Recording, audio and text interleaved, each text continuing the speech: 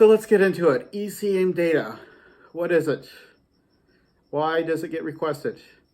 ECM data is data that is in your vehicle's computer. It tells things like acceleration, deceleration, when you stopped, when you started, all those kind of good things that happen with the engine. The ECM data can be very important when you're dealing with a disputed claim, when you're dealing with a claim that the facts of loss aren't clear. Generally, it will be sought by a claimant attorney, especially if there is a commercial vehicle that's involved. All vehicles have ECM data, and I believe that it started around 1986. I could be wrong. Leave it in the comments. I'll correct myself next time I talk about ECM data. ECM data is critical data that can kind of clear up what happened during the claim. It's expensive to get. You need an expert. You just can't, download an app from, the internet and, you have ECM data. So generally what happens is that as a claimant attorney, when they are dealing with a trucking company, a commercial trucking company will say, hey, I want your ECM data.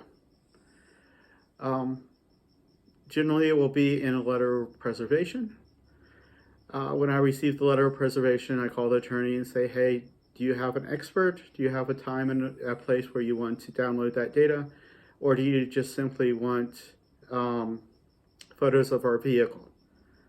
Do you have an expert ready to do it? Or what's going on with your request?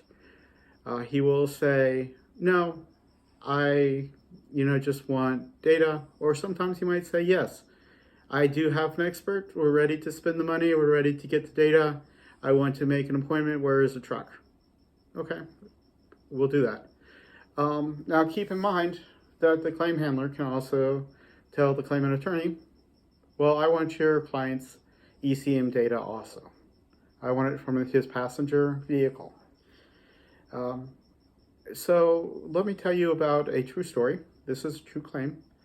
Truck and trailer was taking a right-hand turn, took the turn wide, did not go into the lane they were supposed to. A vehicle was coming straight down the road into the furthest left-hand lane. As our vehicle was making the wide right, she went over into the furthest left-hand lane, and the claimant's vehicle was under the trailer. It was dark. I sent an investigator out. He took scene pictures. That's not a well-lighted area. Our driver should have seen headlights.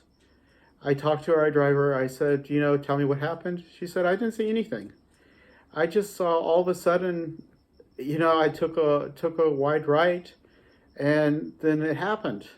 And I said, well, did you look in the mirror? Well, yeah, I didn't see any headlights. I didn't see anything. It was just like he was there. Maybe he was just going really fast. So I sent the investigator out. And I called the claimant attorney and I said, what's going on with the injury? He said, well, my client has a TBI, traumatic brain injury. Well, now we're for sure going to get the ECM data from the claimant attorney's client's vehicle.